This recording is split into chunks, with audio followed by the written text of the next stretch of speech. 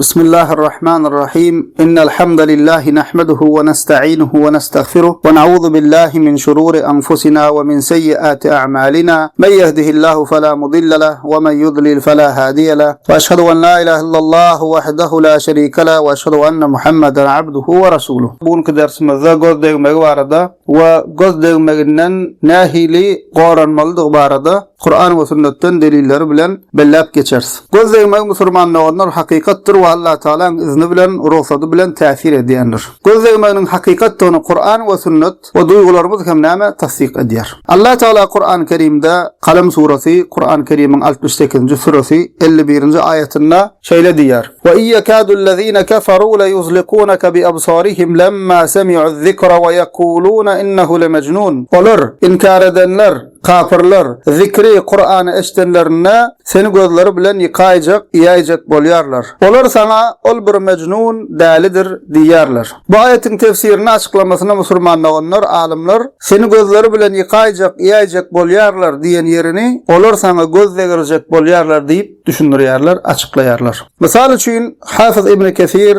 Allah'ın rahmet etsin öz tefsir kitabında Kur'an'ın düşünürüsü olan açıklaması olan tefsir kitabında yankı okan ayetimizin tefsirinde şöyle diyor. Ve fi hâzihil ayeti delilun ala ennel ayna isabetuha ve te'siruha hakkun bi emrillahi azze ve cel. Bu ayet Allah Teala'nın ruhsatı bilen göz değmeyinin haklığına, tesirinin bardığına delildir diye. Ve sünnete seresek Peygamberimizin sallallahu aleyhi ve sellem'in sünnetine, hadislerine hem göz değmeyinin hakkını ve tesirinin bardığını, yaramaz tesirinin bardığını Peygamberimiz Muhammed sallallahu aleyhi ve sellem öz hadislerine bize haber veriyor. An İbn Abbas radıyallahu anhu anin Nebi sallallahu aleyhi ve sellem قال العين حق رواه مسلم. Sahih Müslim'de İbn Abbas radıyallahu anh'tan rivayet edilen hadisinde Peygamberimiz sallallahu aleyhi ve sellem el-ayn hak. Göz değmeyi haktır, göz değmeyi hakikattır diyor. Ve yine de Ebu Nuaym hilyesinde Peygamberimiz Muhammed sallallahu aleyhi ve sellem'in şöyle diyen hadisini rivayet ediyor. Peygamberimiz aytti el-aynu tudkhilur raculal qabra vel cemelal qidra. Göz değmeyi insanı kabra dünyani qazana salar diyor. Yani göz değmeyi şeyle bir tesirli bir kişinin gözü başka birine değer, şunun neticesinde hassa olar ve öler ve akidip o nâme kabra gömürler. Ve hatta dünya göz değer, şol sebeple hassalanar ve nâme ölmesin deyip o nâme derler, damağın çalarlar, şeyde bişirip etini yerler, qazana girer deyip Peygamberimiz sallallahu aleyhi ve sellem aytti. Yani göz değmeyi insanı kabra dünyanı qazana salar dedi. Demek nâmeken Müslüman'da onlar göz değmeyi hakaken göz değmenin neticesinde insan ölümün bilir. Hassa hem bolup bilir ve şu derecede nâme insana tesiri var. Göz değmeğinde ne qoranmalı Müslüman doğanlar? Ümmetine göz değmeğinin hakkını haber veren Peygamberimiz Muhammed sallallahu aleyhi ve sellem bize bundan nahile qoranmalığını hem aytman koymadı. Ve bundan halas bolmak için özümüz nahile gözden qoranmalıdır bize aytman koymadı, öğretmen koymadı, bize öğretti. Gözden dillen qoranmak için nâme etmeliğini, nâme doğalar okumalığını, haysi süreler okumalığını Peygamberimiz Muhammed sallallahu aleyhi ve sellem bize öğretti. Şol nasihatlerden biri Müslüman doğanlar Ayşe enemiz tarafından haber veriliyor. İbn Mace Hakim hadis kitaplarına geçiyor. Peygamberimiz Muhammed sallallahu aleyhi ve sellem şöyle dedi. İstaizu billahi teala minel ayn fe innel ayne hak. Göz değmeğinden Allah'a sığının çünkü göz değmeği hakikattır. Birinci nasihatı ne oldu Peygamberimiz sallallahu aleyhi ve sellem'in şu hadiste göz değmeğinden Allah Teala'ya sığının. Müslüman adam hemişe darlıkta ve giyinlikte her yağdayda, darda olsun, giyinde olsun, rahat yağdayda olsun, bir kıyın yağdaysa da var olsun, başına bir neme iş düşsün, başına nahile kıyınçılık gelsin, hasta olsun, ya olmasa bir gariplik olsun, ya şuna benzeş başına neme gelsin, Müslüman adam her yağdayda, her işinde bir Allah Teala'ya sığınmalı, bir Allah Teala'dan pena sormalı, bir Allah Teala'ya neme dua dilek edip gezmeli. Ve Peygamberimiz sallallahu aleyhi ve sellem şu hadisinde gözden dillen qoranmak için neme dedi? İstaizu billahi teala minel ayn fe innel ayn hak. Göz değmeğinden Allah Teala'ya sığının, Allah Teala'dan qoruq dilen çünkü göz değmeği hakikattir dedi. Demek gözden dillen goranjak bolsak, birinci bilen näme etmeleken Allah Teala'ga sığınmaly, Allah Teala'ga dua etmeli. Ey Rabbim, meni näme gözden dillen bela wetirden, meni we çağamy, malamy, mülkümi näme gözden dillen, yaman adamlaryň gözünden, hasatçylaryň näme hasadynyň, gözden dillen biz gora, özüň bu näme pena, özüň bu pena ber, özüň bu näme şu zatlardan aman etdik näme Allah Teala'ga sığınıp gezmeleken. We ene de Ayşe enemizden haber berilýär, an Ayşe radiyallahu anha kana Rasulullah sallallahu aleyhi ve sellem ya'muruni an astarqiya min al-ayn. Rawahu Muslim. Sahih Muslim'de geçýär, Ayşe enemiz aýdýar, Peygamberimiz sallallahu aleyhi ve sellem diýär, göz zegmeginden niýe rukye dogadylak etmegimi maňa diýär buyurar diýip aýdýar. Yani Peygamberimiz Ayşe radiyallahu anha enemizden näme öwredýän eken, göz zegmeginden rukye etdiýän eken. Rukye näme? Kur'an we sünnetde geçen dogadylaklar okap Allah Teala'dan dilek etmek, Allah'a sığınmak. O diýmek näme eken? Gözden dillen goranjak bolsak Allah Teala'ga ýalbarmaly, Allah Teala'ga sığınmaly. We bundan başga da dogadylak ýürüt öwredilen dogadylaklar bar. Hadis kitaplarına dogadylaklar barada gelen kitaplarda bar. Gözden dillen goranmak üçin we çağalanmyz gözden dillen goranmak üçin ýürüt okulmaly dogadylaklar bar. Şolardan biri an İbn Abbas radiyallahu anhu قال كان رسول الله صلى الله عليه وسلم يعوذ الحسن والحسين يقول أعوذكما بكلمات الله التامة من كل شيطان وهامة ومن كل عين لامة ويقول هكذا كان إبراهيم عليه السلام يعوذ إسحاق وإسماعيل عليهم السلام. أخرجه الترمذي وقال حديث حسن صحيح. وابن عباس رواية أدليا بحديث وترمذي حديث كتاب النقلية ترمذي رحمه الله كتاب النقلية وترمذي رحمه الله بحديثة حسن صحيح ديب أيديا. شون ابن عباس أيديا Peygamberimiz sallallahu aleyhi ve sellem diye Hasan ve Hüseyin için Allah Teala duadile edip şeyle diyerdi diye.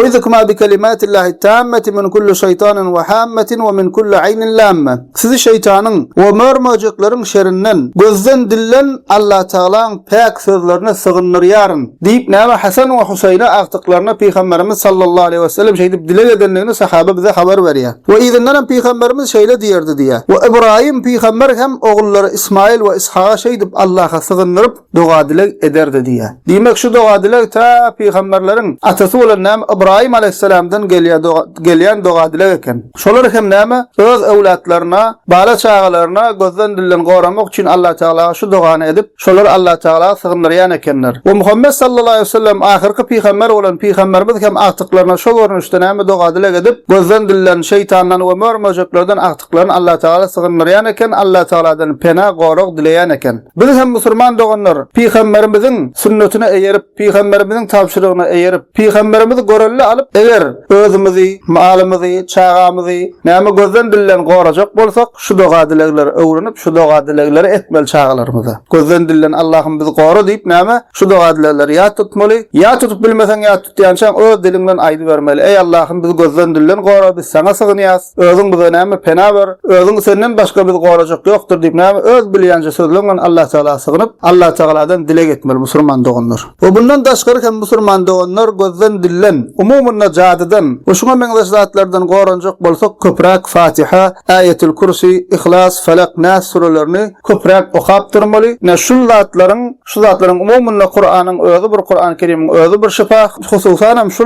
ýanky agdan surelerimizi we ayetler okamaklyk barada ýürüte hadisler gelen. Şonuň üçin şolary okap Allah Teala'ga sığınmaly. Şolary okap Allah Teala'ga sığınmaly we Allah Teala'dan dilek etmeli we Allah Teala'dan pena dilemeli. We ýene bir bellemel husus Müslüman doganlar bu göz zegmek barada bizim hem gözümüz başga birine degip biler. Ondan hem göz zegirmek diňe bir ýaman adamlaryň işi däl. Gowy adam hem näme bir zat gowy bolsa ýa bir zat geň bolsa göz zegirip biler. Hatda bir kişi öz çağasyna hem öz mal mülküne hem hatda öz aýalyna hem näme öz ýakynyna hem näme göz zegirip bilýär. Şonuň üçin Müslüman doganlar bizim hem başga birine gözümüz degmezligi üçin özümizde, malymyzda, janymyzda, çağamyzda ýa-da goňşuda umuman özümizde ýa-da başgasyna bir gowy zat görsek ýa bir zat geň görsek halasak näme etmeli? Peygamberimiziň bize öwredişalykda bereket duasyny etmeli. Ona hilek bolýar. Peygamberimiziň İbn Majah'da, İmam Ahmed'iň Musnad'ynda we İmam Malik'iň Muwatta'synda gelen bir uzun hadisi bar. Şol hadisde bir sahaba başga bir sahabaň teniniň aklyny görüp, geň görüp näme? Göz zegirýär. O şol sahaba näme ýere ýykylyp düşýär, we näme erwet bolýar, we näme rahatsızlanýar.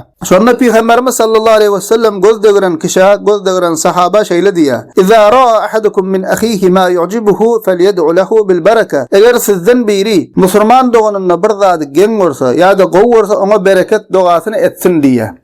Bereket dogasy diýärmiz nähilek bolýar musulman doganlar ýürüýte bir näme doga görnüşi gelmedik Peygamberimizden. Umumy bereket dogasy diýär. Şu sözler bilen şeýle doga dilek edip bileriz bir gowzat görsak. Mysal üçin: "Barakallahu lek, barakallahu aleyk, tebarakallahu aleyk, barakallahu fik, maşaallah, tebarakallah, Allahumma barik aleyh." Şularyň hemmesi näme manyny berýär? Allah mübarek etsin, Allah bereket bersin, Allah isledi, Allah'ın isleýişi alak bolly, Allah'ym mübarek kıl diýen manylar berýär şularyň hemmesi. Köpüýmiz küçükligimizden eşitýänler, garrylarymyzyň dilinden hem eşitdenler. Bir söz var halkymyzyň içinde, ol hem näme? Berekellah diýen sözi. Berekellah diýen sözi. Şul berekellah diýen sözi näme? Bir könelerimiz bir gowzat görse, bir gowja çağı görse, bir gowy iş etse berekellah diýerler. Şu berekellah sözüň asly musulmanlygynyň asly näme? Barakallahu fik ýa-da näme? Barakallahu aleyk ýa-da barakallahu lek diýen dogadan gelýär. Şoň üçin berekellahyň özi wagtyň geçme bilen ütkap kemelipdir, asl görnüşinden bozulypdyr. Şunu dogry görnüşde aýtmaly. Barakallahu lek,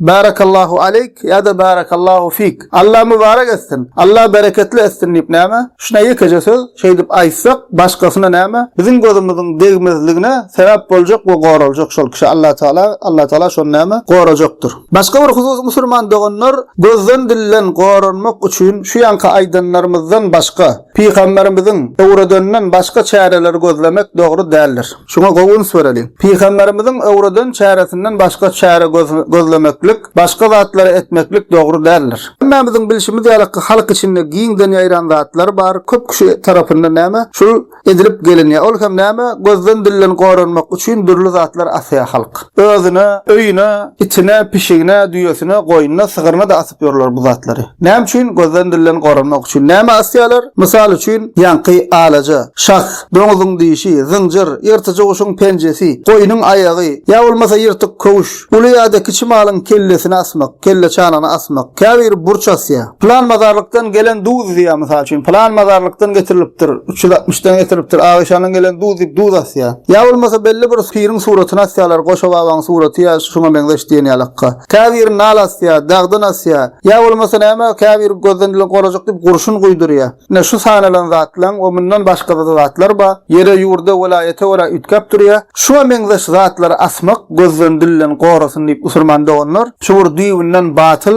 akla ters, dinimize ters iň möhüm zatam. Hut Peygamberimiz Muhammed sallallahu aleyhi ve sellem öwreden ýoluna ters, Kur'any ters şu zatlar asmaklyk. Şoň üçin şu zatlaryň hemmesiniň hökmi ulama diýär haram diýär. Haram gadagan. O şu zatlar assaň şirke girýär. Çünki şu zatlaryň hiç birini asmaly, şu zatlar bilen şeý diýip goranmaly, gözden bilen hiç bir näme dinimizde Kur'an sünnetde beýle bir zat ýok. Din bunyň tamamen tersine öwredýär. İslam insanlar şoňa benzeş zatlardan halas etmek üçin batyl ırımlardan, batyl düşüncelerden hiç kimiň düşünmän pikirini etmän enemedipdir, bawa edipdir diýip edip gelýän peýdasyz we dine ters zatlardan täklemek üçin geldi İslam dini. Adamlaryň ýaşaýyşyny we pikir düşünjesini. Şoň üçin musulman doganlar şu zatlary gözden dilen gorasyn diýip asynmaklyk hem dine ters hem akla ters. Näme bolsa bolsun, nähilek zat bolsa bolsun, ýere ýurda wara ütkap biler diýdik. Şularyň hemmesi dine ters zatlar. Tersligine nerden aýdýar ulamalar? Peygamberimiziň hut özi aýdýar şu zatlary. Çünki bu zatlar musulman doganlar gözlegmek diýilýäne täze däl. Ta insaniýet dörany bäri durul jemgyýetlerde, hatda başga anlaşlarda hem gözlegmekligiň bardygy tasdik edilýär. Çünki hakykat we täsiri bar durmuşymyzda görülýär. Şoň üçin başga anlaşdaky adamlar hem başga milletler hem şu gözlegmegi tasdik edýärler.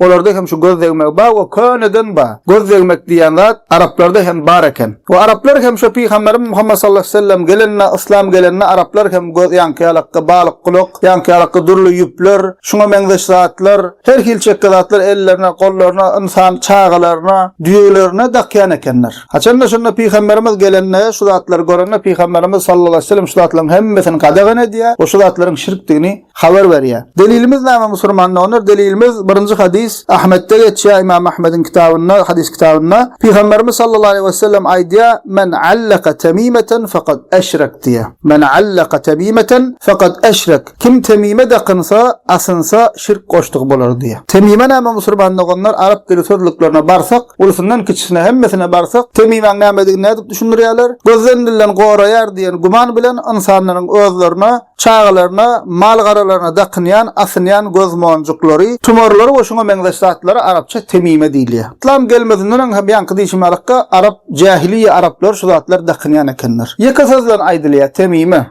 Çünkü yerden yere göre, yurda göre, halka göre ütkap dur bu zatlar. Her halkın özü için hem gözden dillen goramak için asynyan zatları var. Şoň üçin näme şulan hemmesine bir sözlen jogap berler. Temime. Näme bolsa bolsun adi, nämeden yasalan bolsa bolsun, şu gözden dillen gorasyn diýip asynyan zatlaryň hemmesi temime goşularda kılmak Peygamberimiz şirk diýip aýdýar. O ýeke hemmesini sanajak bolsaň bir kitap yazmaly boljak. Alaja diýip, ýa-ni sana işime alaka nally, goşun şahy diýip, balyk kulak diýip her ýurda göre, halka göre ütkap dur. Şuň hemmesine Arabi dille ýeke sözle näme temime diýilýär, temime. O Peygamberimiz hem diýär, kim temime dakynsa Allaha şirk goşdyk bolar diýär. Gözden dillen gorasyn diýip temime dakynsa, ýa-da çagasyny daksa, öýüne assa, itine assa, pişigine assa, düýesine assa tapawdy ýok. Şunu dakynan asynan Allaha şirk goşan kişidir diýip aýdýar Peygamberimiz sallallahu aleyhi we sellem. Ýene de Ahmed'de, Tirmizi'de we Nesa'i'de, Hakim'de gelen hadisinde Peygamberimiz sallallahu aleyhi we sellem aýdýar: "Men taallaka şeý'en ukila ileyh" diýär. Kim gözden dillen goranmak üçin bir zat asynsa, şoňa tapşyrlar diýip aýdýar kıyamet günü. Şoňa tapşyrlar diýdik, onda bir peýda ýok, ýardamsız taşlanar, peýdasız, ýardamsız galar diýdik ulamalar düşünürýär. We ýene de Ahmed'de geçen hadisinde Peygamberimiz sallallahu aleyhi ve sellem ki İmam Hakim ve Zahabi näme şu hadise sahih diýip aýdýarlar. Peygamberimiz sallallahu aleyhi ve sellem aýdýar: "Men taallaka tamimatan fala atamma Allahu leh ve men taallaka wada'atan fala wada'a Allahu leh." Boynuna diýär temime asanyň işini Allah tamamlamasyn diýär. Peygamberimiz şoňa käyin şwerýär. Kim gözden dillen gorasyn diýip boynuna bir zat assa, Allah şoň işini tamamlamasyn. Ya bolmasa balyk kulak dakany diýär, Allah gözden goramasyn diýär Peygamberimiz sallallahu aleyhi ve sellem. Käyin şwerýär şol adamlara. Käyin şwerýär Peygamberimiz sallallahu aleyhi ve sellem. We ýene Peygamberimiz sallallahu aleyhi ve sellem bir gezek bir ýola uşulga çykanna sahabalar näme bir tawşyryk bilen ugrady. Ol tawşyryk hem näme? Peygamberimiz aýtdy diýär, düýeleriň boynuna diýär asylýan zatlary sahaba aýdýar. Düýeleriň boynuna asylýan zatlary peýkamyň kirşinden ýasalan ýa-da başga görnüşdäki bolsun, zatlary goparyň aýryň diýip diýär, ilçi ugrady diýip aýdýar. La yabqayanna fi raqabati ba'irin qiladatun min watar aw qiladatun illa quti'at. Hemmesi goparlysyn diýip aýtdy diýär. Peygamberimiz näme öz sahabalaryny ugrady diýär, ilçilerini ugrady diýär, gidin diýär. Şu diýe görseňiz şu boyunna, şuňa meňzeş zatlar asylgy bolsa diýär, ýa-ni alakka kirşden ýasalan, peýkamyň kirşinden ýasalan ýa-da başga görnüşde bir asalan bolsa diýär, şonu goparyp aýryň, şonu zyňyň diýip Peygamberimiz näme tawşyryk görüp öz ilçilerini ugratdy diýär. Bu hadis hem Buhari'de, Müslim'de, Ebu Davud'da, Nesa'i'de, Ahmed'de we Ibn Hibban'da geçýär. Görüşimiz el musulman doganlar göz değme hak insany öldürecek derecede täsir edip bilýär, hassa edip bilýär. We gözden dillen goranmak üçin Peygamberimizden rozuşal Allah'a sığınmaly, Peygamberimiz oradan doga dileglerini okumaly, Ayatul Kursi, Felak, Nas, İhlas, Fatiha surelerini okumaly. We özümizde hem göz değmezlik üçin birinden bir zat gowzat görsek, özümizde, malymyzda, janymyzda, daşda weramyzda bereket dogasyny etmeli. Näme diýmelidik? Barakallahu lek, barakallahu fik, maşallah, tabarakallah, Allahumma barik aleyk diýen sözler bilen bereket dogasyny etmeli. Emma bundan başga Peygamberimizden öwretmedik ýa-ni halkyň içinde köneden ýaýrak gelen, İslamdan öňkü hatda bar bolan bu ýa-ni batyl inançlar we halkymyzyň içinde de bar. Ýa-ni aýdyn zatlarymyz asmak, dakynmak, goşuňa meňzeş zatlar hut Peygamberimizden özü gadagan edýär. Bu meň sözüm äde ýa-ni okan hadislerimiz. Ya plan pirin, plan şeyhin Arabistanyň şuň meňsözi de hut Peygamberimizden sözü. Peygamberimiz şunu näme gadagan edýär, oşu zatlaryň şirk diýeni haber berýär. Şul hususda musulmanlar onlar başga bir bellik zat halkymyzyň içinde şeýle bir gurrun ýaýradylan bidgatçylar tarapyndan. Bidgatçy kim? Dinde ýok zatlar bar diýip, sowap diýip halkyň içine ýaýradyp edip bolan käbir kişiler bar. Bu kişiler diýermi fikir etmäň ýöne bir öz başyna gelip bolan ýok. Halkyň içinde bular atlary molla. Halkyň içinde bularyň atlary ahun. Halkyň içinde käbirdiň bularyň atlary pir. Şeý diýip tanadylan kişiler bar. Gurulasaň pir, molla, ahun, aýşun alaqaty bir eýladam beýladam diýerler. Emma gynansaň şul kişileriň käbirleriniň näme bidgatçy, käbirler bidgatçy dinde ýok zatlar bar diýip öwredýärler. O şul kişiler tarapyndan eýam ençe meýil bar ýaýradylan we däme sady halk tarapyndan hem kabul edilip unanlyp boran bir gurrun we ol hem şul kim gözden dillen goranmak üçin alaja we şoňa meňzeş zatlar dakynmaly däl diýse şol wahabidir diýen gurrun. Ene musulmanlar onlar şul bir ýalňyş gurrun. Ene şul gonu Peygamberimiziň ýanky aýdan hadislere ters gurrun. Kim bolsa bolsun ady, nirde okan bolsa bolsun, nirde okadylan bolsa bolsun, isla ady pir bolsun, müftü bolsun, imam bolsun tapawudy yok. Kimin sözi Peygamberiň hadisine ters gelse şol adamyň şu sözüni terk etmeli bolýar. Şuňa da allanmalyň. O şu gepi aýradiýan adamlaram towa gelsinler. Men sözüm bilen, muň sözü bilen, planyň sözü bilen hereket etmek gerek gel. Ilim bilim döwrüne ýaşaýas. İslam kitabyna, İslam hadis kitabyna, İslam meselelerini yetip bolýar, tapyp bolýar, alyp bolýar. Jana dip sorap bolýar dünýäň ol ucundan alimlerden, ulamalardan. Soran o gözlem. Hatta Hanefi mezhebiň kitabyna biziň mezhebimiz Hanefi we ýurdumyzda aglama bölek. %100 hemme Hanefi diýýär.